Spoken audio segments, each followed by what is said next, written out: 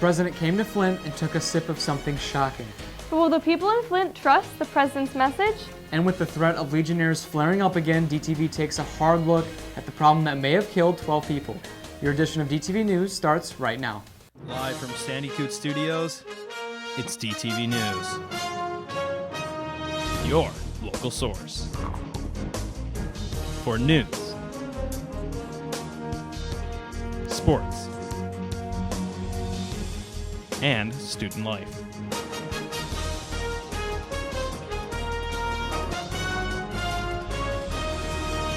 Good afternoon, Davison. President Obama visited Flint recently and had a shocking announcement that stunned some people.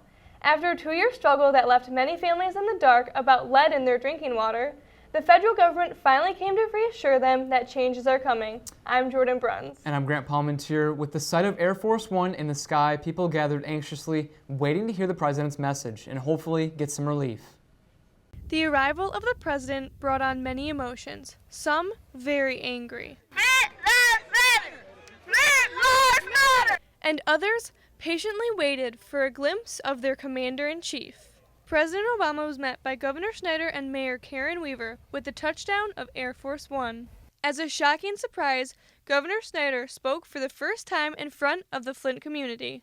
We have a short-term water crisis that needs to be repaired.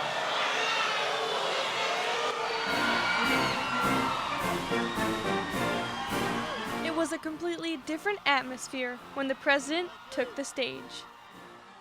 After fending off a feisty crowd, the president made a bold statement by drinking Flint water. I really did need a glass of water. This is not a stunt. You need to have a filter installed and use that filter. And if you do use that filter, then the water is safe to consume for children over the age of 6 and who are not pregnant. Now hold on a second, don't just start shouting. As the president continued on about the country's crumbling infrastructure, the very roof that he was under began to leak. So we underinvest in pipes underground. We underinvest in bridges that we drive on, and the roads that connect us, and the schools that move us forward.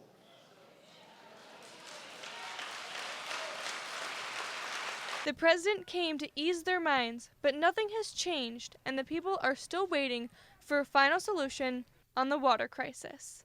Jordan Bruns, DTV News.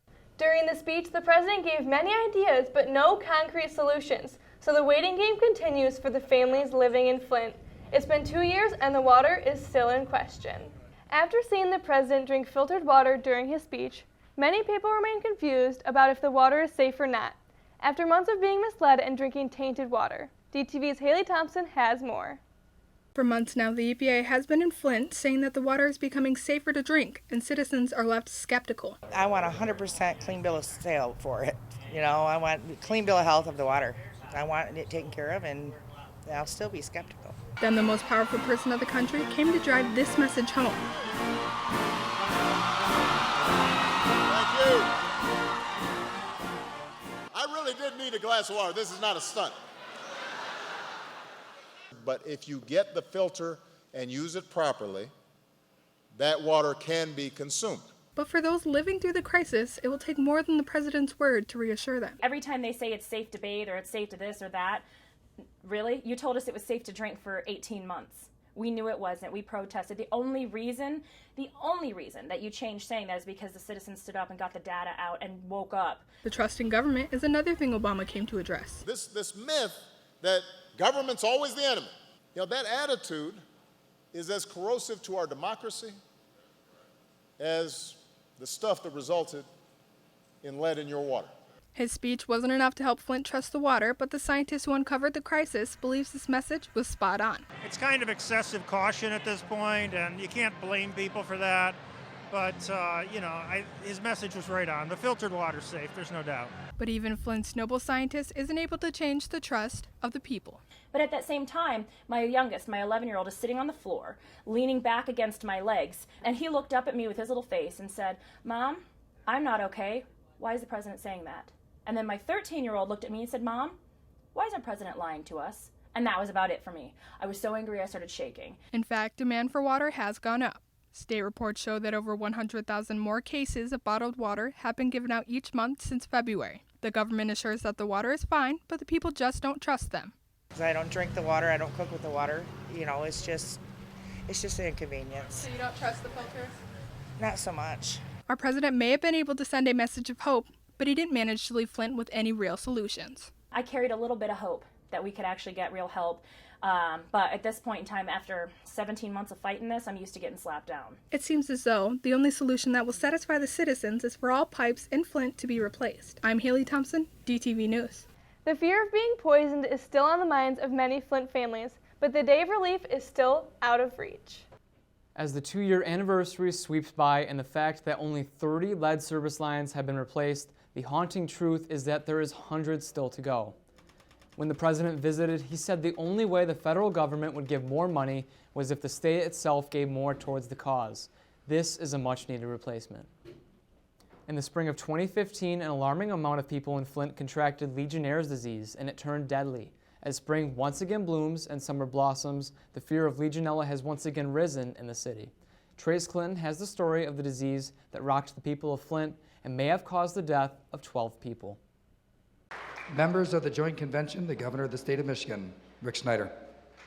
January 19th, 2016. Michigan's Governor Rick Snyder gives his State of the State address amidst the still escalating Flint water crisis. His apologies and promises drowned out by the shouts of nearly 1,000 protesters just outside the doors.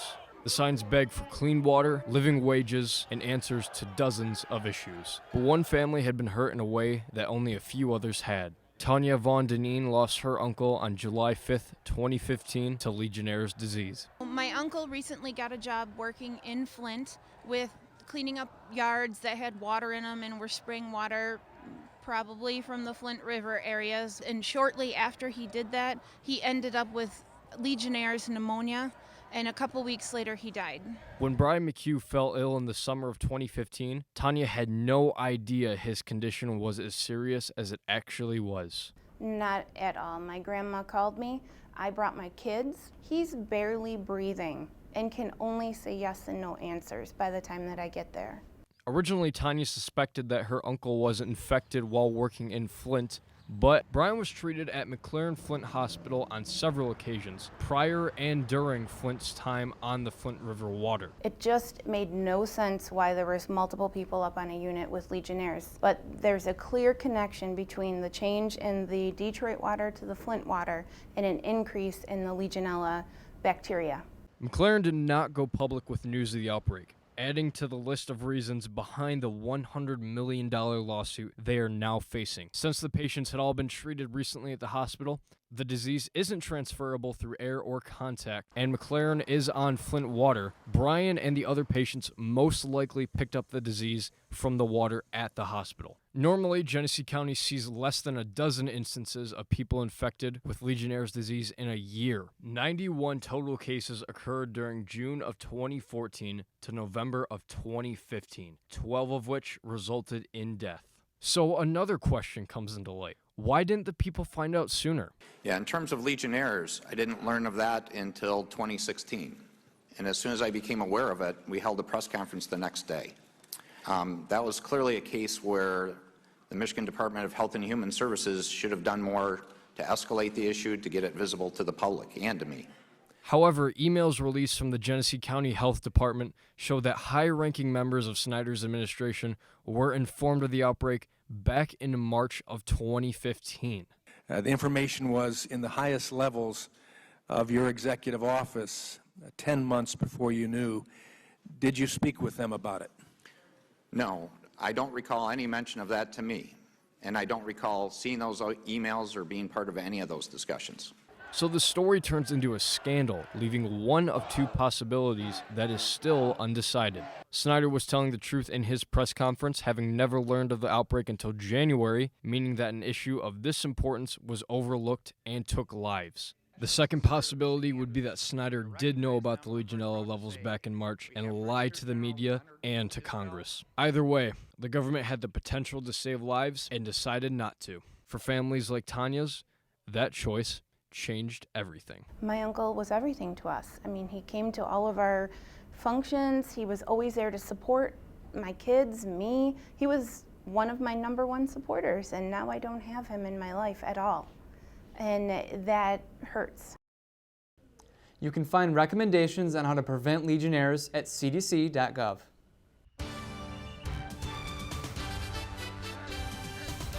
Coming up in sports, We have all the information you need on the upcoming All-Star football game taking place at our very own Cardinal Stadium. and after sports, we have news on the big changes coming to state testing next year.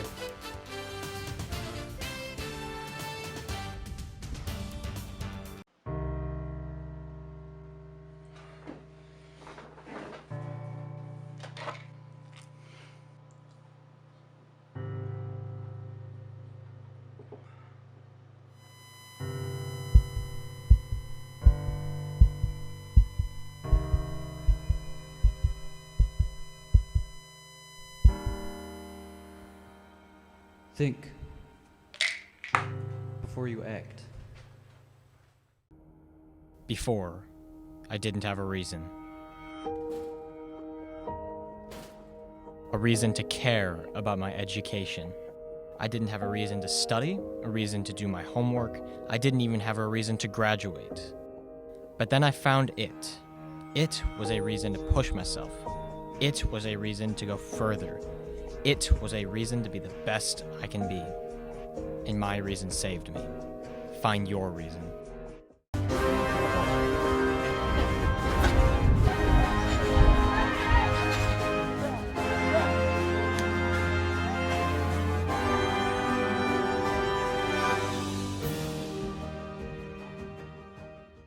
Track regionals wrapped up earlier this week, and 17 boys and girls will be moving on to the state finals. I'm Trace Clinton. You heard me right, 17 Davison guys and gals will be showing their colors at states as they look to pick up another victory for back-to-back titles. The track and field state finals will be on June 4th in Hudsonville. Good luck goes out to everybody. There's never a dull moment in Davison athletics, so something new is coming to Flint area football this summer. Davison coach Kyle Zimmerman organized the first ever Flint area all-star football game. DTV caught up with Zimmerman to see what exactly we were in for. You know, we're just trying to get a lot of our talent that we have in the Flint area a chance to, showcase their talent in front of, obviously Genesee County. They do it on the west side of the state, and we did some research and, tried to put out a bunch of feelers to see if we could get some interest here, and we got a lot of great feedback, so got the ball rolling, and now it's really turned into something that's going to be a pretty good event, and we get to host it at Cardinal Stadium. Football stars from all around the Flint area will be gathering right here in Davison at Cardinal Stadium this Saturday at 7. And of course, DTV will be providing full coverage. You can check it all out on channel 191 or watch live at dtvnews.org. And moving on to lacrosse, Austin Eaton broke a school record while on the field against Swartz Creek, a team that leads the Saginaw Valley Conference. Kyle Domowski kicking it off with a nice snipe to the bottom right corner. Eaton again taking a high shot on the net and misses when the goalie goes clear. He misthrows and Eaton scoops it up again and makes a nasty goal. Nasty. Colton Brown, one of the quieter players of the team, catches a pass from Justin Bishop and takes the quick little shot to another on the board.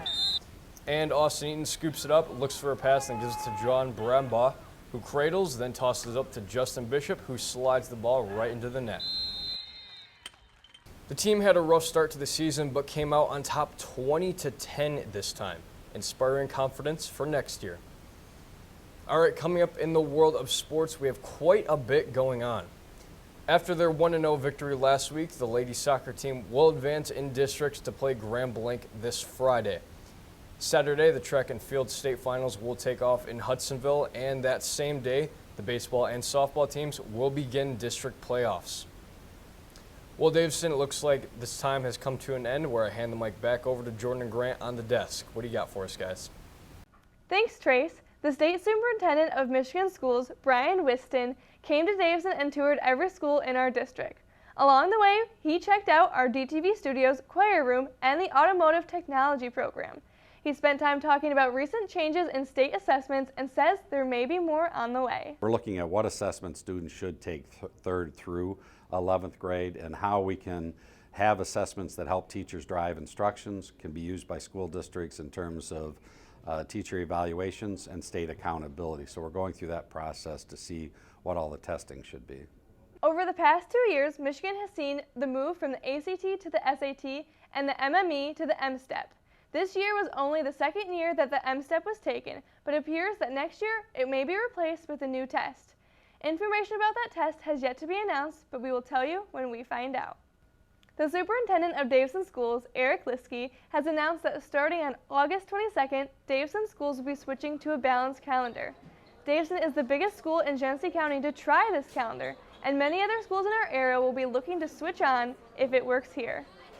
Intercession days occur 3 times a year at the end of October, February, and May. The sign-up sheets for intercession days is currently on the Davison Schools website, so be sure to sign up if you would like to participate in any of the activities such as learning survival skills and visiting a farm. 2016 school year is coming to a close, and Davison High School is proud to announce that this year's graduating seniors earned an outstanding $1.9 million in scholarships. Congratulations to all of them, and good luck in the next portion of your lives. On Monday, DTV will be airing highlights and results from the track state finals in Hudsonville this weekend. Good luck to all 17 DHS runners.